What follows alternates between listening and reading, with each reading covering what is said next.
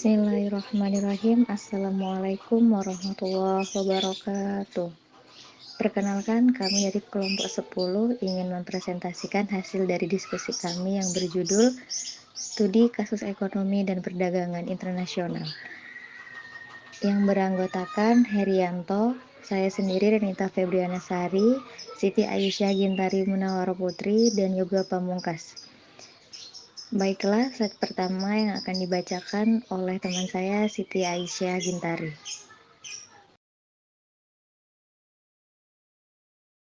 Yaitu rezim dalam bidang ekonomi internasional. Bretton Woods System memiliki 3 cabang institusi, yaitu World Bank, di mana World Bank ini berkonsentrasi pada pembangunan negara-negara melalui peminjaman atau kredit. Institusi kedua yaitu International Monetary Fund atau IMF yang berfokus terhadap penanganan krisis-krisis yang ada di tiap negara anggota. Kemudian memberikan kredit untuk mengatasi kondisi krisis dalam suatu negara tersebut. General Agreement of Tariff and Trade atau GATT menjadi bentuk institusi ketiga dari adanya sistem Bretton Woods. Pada cabang institusi ini, agenda utama yang diusung yaitu perdagangan produktif, pemaksimalan industri, dan perdagangan. Diselenggarakan di Geneva, Swiss. GATT berdiri pada tahun 1948. Namun dalam perkembangannya, GATT ini dapat dikatakan tidak efektif karena terdapat beberapa kekurangan yang menyebabkan GATT bertransformasi ke bentuk baru yaitu World Trade Organization atau WTO.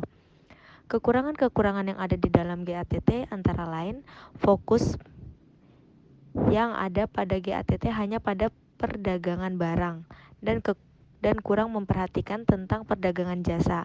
Selain itu juga GATT hanya berlaku pada jangka waktu tertentu sehingga tidak dapat dijalankan secara menyeluruh. Persetujuan-persetujuan yang diambil oleh GATT juga tidak memerlukan ratifikasi oleh parlemen dari negara anggota.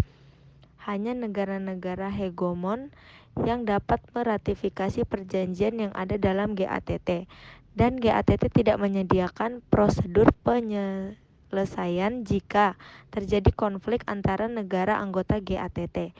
GATT resmi diubah menjadi WTO pada tanggal 1 Januari 1995. Koordinasi dan kompetisi global dalam perdagangan internasional harus memberi peluang terhadap kesejahteraan nasional semua negara yang berpartisipasi. WTO jika dibandingkan dengan GATT tentu saja lebih sempurna. Dalam WTO, aktor-aktor negara yang menjadi anggota memiliki pengaruh dalam menentukan suatu keputusan. Namun, dalam GATT keputusan dipegang oleh negara-negara hegemon.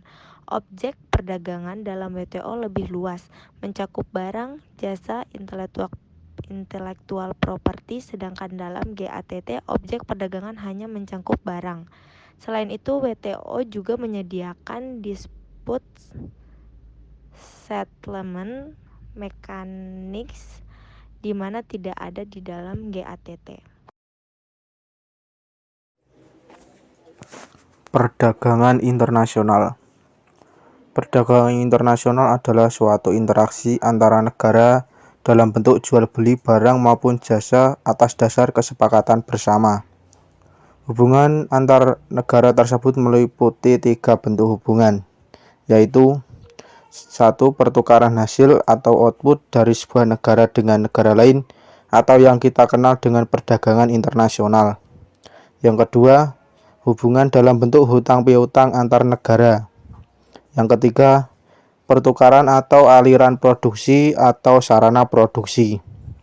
Salah satu tujuan perdagangan internasional adalah untuk meningkatkan GDP, Gross Domestic Product, atau total nilai produksi barang dan jasa di dalam suatu negara selama 1 tahun.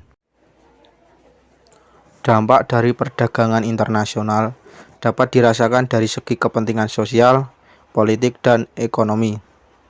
Untuk membantu mendorong kemajuan industrialisasi, transportasi, globalisasi, dan hadirnya perusahaan multinasional, perdagangan antar negara memungkinkan terjadinya 1. Jual beli atau tukar-menukar barang dan jasa antar negara. Kedua, kerjasama di bidang ekonomi antar negara di seluruh dunia. Yang ketiga, pengaruh terhadap perkembangan ekspor dan impor serta balance of payment atau neraca pembayaran internasional atau disingkat NPI suatu negara. Yang keempat, pertukaran dan perluasan penggunaan teknologi sehingga dapat mempercepat pertumbuhan ekonomi negara yang terlibat di dalamnya. Yang kelima, pergerakan sumber daya melalui batas negara, baik sumber daya manusia, sumber daya alam, maupun sumber daya modal. Dari pengertian perdagangan internasional di atas, ada juga manfaat dari perdagangan internasional, antara lain satu, dapat memperoleh barang atau jasa yang tidak bisa dihasilkan sendiri karena adanya perbedaan sumber daya alam, kemampuan sumber daya manusia, teknologi, dan faktor lainnya. 2. Dapat memperluas pasar untuk tujuan menambah keuntungan dari spesialisasi. 3. Memungkinkan transfer teknologi modern untuk memahami teknik produksi yang lebih efisien dan modern dalam hal manajemen. 4. Dapat mempercepat pertumbuhan ekonomi sebuah negara. 5. Menambah penghasilan negara atau devisa negara dari hasil ekspor. 7. Perdagangan internasional dapat membuka lapangan pekerjaan di sebuah negara. 8. Menjalin persahabatan dengan negara lain. 9. Meningkatkan penyebaran sumber daya alam sebuah negara. Ada juga faktor-faktor pendorong timbulnya perdagangan internasional, antara lain adanya pasar bebas. Kebebasan ekonomi atau liberalisme sudah mulai ditanamkan dalam perdagangan internasional. Siapapun berhak meningkatkan dan memperluas pasarnya untuk menjualbelikan produk antar negara. Adanya perbedaan kondisi geografis. Setiap negara memiliki keadaan geografis yang berbeda dengan negara lain, yang menyebabkan perbedaan pada sumber daya yang dihasilkan. 3. Ada peningkatan perkembangan teknologi dan informasi. Saat ini untuk melakukan interaksi dengan negara lain tidak harus bertatap muka, karena segala komunikasi sekarang bisa dilakukan dengan teknologi informasi yang berbasis internet. Lalu adanya perbedaan teknologi. Tidak hanya perbedaan sumber daya alam saja, namun perbedaan sumber daya manusianya juga dapat menyebabkan perbedaan kemampuan dalam hal berteknologi. Lalu ada menghemat biaya.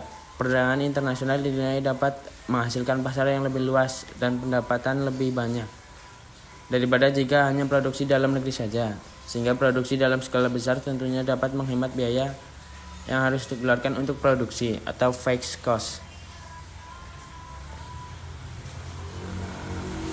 Lalu jenis-jenis perdagangan internasional. 1. Ada ekspor dan impor. 2. Barter. 3. Konsesiasi. 4. Package deal. 5. Border browsing.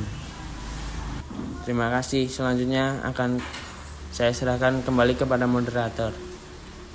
Baiklah, mungkin itu saja yang dapat kami sampaikan. Maaf jika ada tutur kata yang salah, kami mohon maaf yang sebesar-besarnya.